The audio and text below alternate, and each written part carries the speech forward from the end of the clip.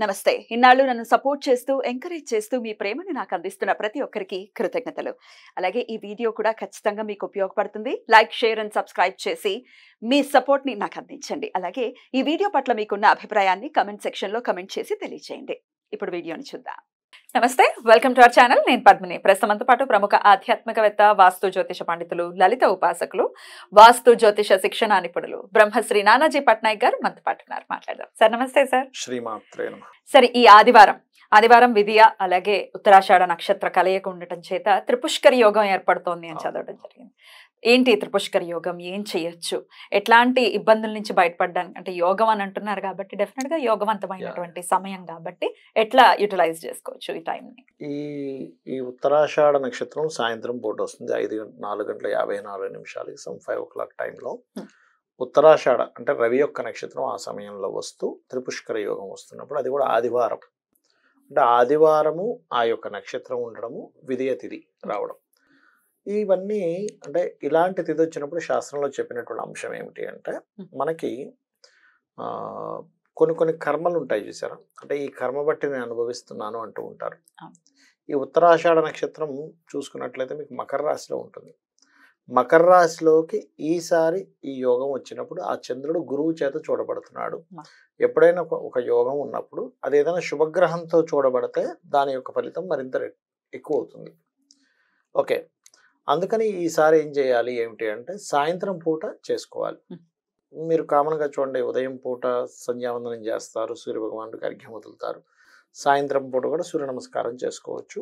And సంధ్యావందనం ఎట్లాగో త్రికాల సంధ్య చేస్తారు, మధ్యాహ్నం, ఉదయం, సాయంత్రం సమయంలో కూడా చేస్తూ ఉంటారు. అయితే సాయంత్రం తర్వాత అంటే సూర్యభగవాను నమస్కారం చేసుకుని జపం చేసుకున్న తర్వాత, ఒకవేళ గాయత్రి ఉంటే గనక చేసుకున్న తర్వాత, మీరు సూర్యుణ్ణి, నారాయణుణ్ణి అంటే విష్ణువుని మరియు ఈ యొక్క సూర్య భగవానుడికి సంబంధించిన స్తోత్ర పఠనం చేయడం ద్వారా మీ జన్మజాతకంలో ఏదైతే కర్మ, ఎందుకంటే సహజ కర్మస్థానమైనటువంటి మకర రాశిలో చంద్రుడి యొక్క సంచారం జరుగుతుంది. చంద్రుడి యొక్క సంచారం జరుగుతూ ఆ యొక్క చంద్రుడు రవి యొక్క నక్షత్రంలో ఉన్నాడు. అంటే కర్మస్థానంలో ఉండే చంద్రుడు మన పాపాలని దగ్ధం చేసేటువంటి రవి యొక్క నక్షత్రంలో ఉన్నాడు. అందుకే మనకి చూడండి, శాస్త్రాల్లో కూడా మీకు ఏదైనా ఒక కర్మ తొలగిపోవాలి, పూర్వజన్మ పాపం తొలగాలంటే సూర్య నమస్కారాలు చేసుకోండి అంటారు. ఎందుకంటే న్యాచురల్ 5th లాట్ కదా. పూర్వజన్మ కర్మ ఎక్కడ ఉంటుంది? 6వ స్థానంలో ఉంటుంది. 6వ స్థానంలో ఉంటుంది కాబట్టి 6వ స్థానం రుణము, రోగము, శత్రుత్వం అన్నారు. 6కు నెగేటింగ్ ఇస్ 5th. అంటే దీన్ని తగ్గించాలంటే 5వ అధిపతి యాక్టివ్ అవ్వాలి. అందుకే చూడండి, ఇప్పుడు ఎక్సర్సైజ్ 5వ స్థానం అండి. రోగం తగ్గాలి, హెల్తీగా ఉండాలి, ఏం చెప్తారు? ఎక్సర్సైజ్ చేయండి అంటాం. 5వ స్థానంలో మ్యూజిక్ ఉంటుంది. అందుకే చూడండి, మ్యూజిక్ వినగానే హ్యాపీగా ఉంటాం, ఎంజాయ్గా ఉంటాం. 5వ స్థానంలో ఫ్రెండ్స్ ఉంటారు. అందుకే చూడండి, మీకు ఎంత సాడ్గా ఉన్న పాత ఫ్రెండ్స్, చిన్ననాటి స్నేహితులు కనడం అన్నీ మర్చిపోతాం, హ్యాపీ అయిపోతాం. అంటే ఏంటి? 5వ స్థానంలో మీకు ఉండేటువంటి సమస్యలను తీర్చేటువంటిది 5వ స్థానంలో ఉంది. 5వ స్థానం ఈజ్ మంత్రస్థానం అంటారు. అందుకే పంచమంలో మంత్రం ఉంటుంది. అందుకే మంత్రం చేసుకొని పాపం తగ్గుతుంది అని ఎందుకంటారంటే, మంత్రం ఈజ్ 5వ స్థానం. అంటే 5 యాక్టివేషన్ అయితే 6 అనేటువంటిది ఆటోమేటిక్గా తగ్గిపోతుంది. రుణము, రోగము, శత్రుత్వాలు తగ్గిపోతాయి. రైట్. అందుకని సహజ పంచమాధిపతి సూర్య భగవానుడు. సూర్య భగవానుడు నక్షత్రాలు కానీ, సూర్య భగవానుడు సంబంధించిన రోజు కానీ రెండు ఒకటేసారి కలిసి వచ్చినప్పుడు, ఆ సమయంలో ఎప్పుడైతే ఉత్తరాషాఢ నక్షత్రం వస్తుందో, త్రిపుష్కర యోగం ఏర్పడిందో, అప్పుడు సూర్య ఉపాసన చేయడం ద్వారా మీకు యోగం కలుగుతుంది. అయితే మరి నారాయణుడు ఎందుకండి అని అడగవచ్చు. ఇక్కడ శని రాశుల్లో ఉన్నాడు చంద్రుడు వెళ్ళి. శని రాశుల్లో ఎప్పుడైనా చంద్రుడు ఉన్నా లేదా బుధ రాశుల్లో ఉన్నా, ఆ రోజు చేసేటువంటి పూజా విధానంలో వెంకటేశ్వర స్వామిని కానీ, విష్ణు ఆరాధన కానీ చేసుకున్నట్లయితే ఖచ్చితంగా మీకు క్లియర్ అవుతుంది. అలా కాదండి, మేము శాక్తీయులము అంటూ ఉంటారు కొంతమంది, మేము అమ్మవారిని పూజిస్తుంటాం, అలాంటి వాళ్ళు వారాహి చేసుకోవచ్చు ఆ రోజు. అష్టోత్తరం చేసుకోవచ్చు, లేదా కాళికా అమ్మవారి యొక్క అష్టోత్తరం చదువుకోవచ్చు, లేదా కాలభైరవ అష్టోత్తరం చదువుకోవచ్చు.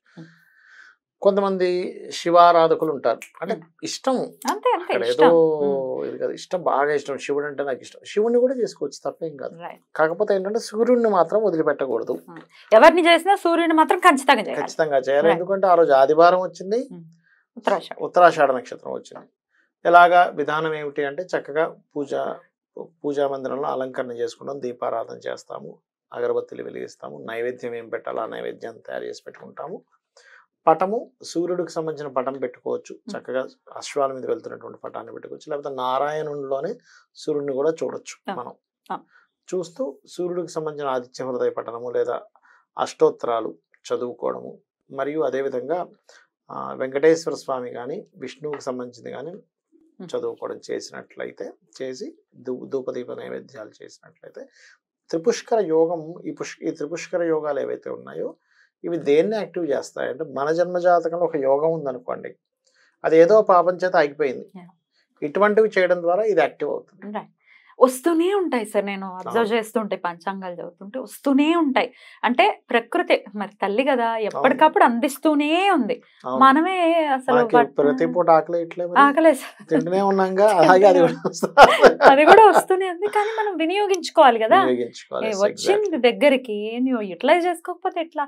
కష్టం ఉందండి, కష్టం ఉందండి, కష్టం ఉందండి అని బాధపడుతూ కూర్చోకుండా ఇట్లాంటి రోజుల్ని ఖచ్చితంగా ఇంకాస్త స్పెషల్ గా ఆరాధన చేయాలి. రైట్ సార్, ఇక సండే అంటే మనందరికీ తెలుసు ఒక పెద్ద సర్కస్ నడుస్తుంటుంది బయట. అది నాన్ వెజ్ సర్కస్ అనుకోవచ్చు, మద్యాలు అనుకోవచ్చు, ఎంటర్టైన్మెంట్ అనుకోవచ్చు, యూ టేక్ ఎనీథింగ్. మరి ఇట్లాంటి అసలు సండేనే వద్దని అంటారు, మరి ఇట్లాంటి యోగవంతమైన రోజు అయినా ఎట్లా ఉండాలి సార్? ఇంకా ఆ రోజు స్ట్రిక్ట్లీ మనం వదిలేయాలమ్మా. ఎప్పుడు కూడా మన సబ్ కాన్షియస్ మైండ్ కి మనం ఎంజాయ్ చేసే దానికంటే కూడా దీనివల్ల ఈ ప్రమాదం ఉంది అని మీరు ఒక్క మాట చెప్పి పెట్టారంటే అది అవాయిడ్ చేస్తుంది. వద్దు, ఇవాళ త్రిపుష్కర యోగం ఉంది, నేను ఇది చేసుకుంటే ఈ లాభాన్ని పొందుతాను, అనవసరంగా అటు వెళ్ళడం ద్వారా నేను ఇబ్బంది పడతాను స్ట్రిక్ట్ గా ఆపుతుంది. అది ఇంకా పట్టుకొని ఆపాల్సిందే. మనసు ఆగదు కదా సార్. ఇప్పుడు చిన్నప్పటి నుంచి అలవాటు అయిపోయినటువంటి ఒక విషయం, పుట్టినప్పటి నుంచి అలవాటు అయిపోయింది. ఇప్పుడు సడన్ గా ఈ భక్తి ప్రోగ్రాంలు చూస్తున్నామండి, మరి మీరేమో సండే తినద్దు అంటున్నారు, ఇంట్లో వాళ్ళు ఒప్పుకోరు, ఇట్లా రకరకాల ఆస్పెక్ట్స్ ఉంటాయి. ఎట్లా సార్ ఆ పరిస్థితి అంతటిని ఇంట్లో ఉన్నటువంటి ఆడవాళ్ళు ఎలా మార్చుకోగలరు సార్? అంటే ఒకటేనమ్మా, మీకు భగవంతుడు ఉన్నాడు అని పరిపూర్ణ నమ్మకం ఉంటే ఆటోమేటిక్గా మారుతుంది. ఫస్ట్ ఆ నమ్మకం బిల్డప్ చేసుకోవాలి. ఎలా అవుతుంది అది అంటే, మీరు ఒక రోజులో రాదు, అది ఒక సెకండ్లోనో ఒక రోజులోనో వచ్చేది కాదు. మీరు జర్నీ జరుగుతూ జరుగుతూ జరుగుతూ ఉండగా ఒక్కసారి ఎక్కడో ట్రిగర్ అవుతుంది. అరే కరెక్టే కదా, థాట్ స్టార్ట్ అవుద్ది. అక్కడి నుంచి ఒక్కొక్క మెట్టు ఎక్కుతూ ఉంటాడు మనిషి. ఇంకా భగవంతుడి మీద ఖచ్చితంగా భారం వేయాలి, మారాలి పరిస్థితి అని చెప్పి ట్రై చేయాలి. ప్రతిదీ భగవంతుడిని అర్థం చేసుకోవాలి ఫస్ట్. భగవంతుడు అనేది ప్రత్యేకంగా ఏం లేడు, అన్నిట్లోనే ఆయన ఉన్నాడు. అన్నిట్లో ఉన్న ఆయన మనం తెలుసుకోలేకపోతున్నాం. ఇదే సందర్భంలో మరి చెప్పండి సార్, ఇఫ్ నాట్ సండే ఏ రోజు నాన్ వెజ్ ని స్వీకరించవచ్చు? బుధవారం తినమని చెప్పింది శాస్త్రం. శరీర పుష్టి కోసం మీరు బుధవారం రోజు పౌష్టికాహారాన్ని తీసుకోమని చెప్పింది. ఓన్లీ బుధవారమేనా? బుధవారం చెప్పింది ప్రత్యేకంగా. అంటే తినే వాళ్ళు ఉంటారు, రకరకాల వర్ణాల వాళ్ళు ఉంటారు కాబట్టి తినొచ్చు, తప్పేం కదా. బుధవారం తినమని చెప్పింది, ఆదివారం వద్దని చెప్పింది. ఎందుకు అంటే వధించడం అనేది జరుగుతుంది. ఏదైనా ఒక నాన్ వెజిటేరియన్ కోడ్నో మేకనో తిన్నారు, దాన్ని కట్ చేస్తారుగా. వధ అనేటువంటి శనికి సంబంధించిన కారకత్వం. రవికి శనికి పడదు, షష్టాష్టకాలు అవుతాయి ఇవి. సో శనికి సంబంధించిన కారకత్వాన్ని ఆదివారం రోజు చేస్తే ఈ ఆరోగ్యాన్ని ఇచ్చే కారకుడు ఎవరైతే ఉన్నారో ఈయన యొక్క బెనిఫిట్ మీరు పొందలేకపోతారు. సో ఇది ఖచ్చితంగా మార్చుకోవాలి. అందుకే ప్రత్యేకించి ఇట్లాంటి సందర్భంలో సండే ఒకవేళ పడే వీడియోలు అయితే ఖచ్చితంగా చెప్పేటటువంటి ప్రయత్నం చేస్తున్నాం. సరే సార్, ఒక్క నామం ఏదైనా చెప్పండి చేసుకోవాలి.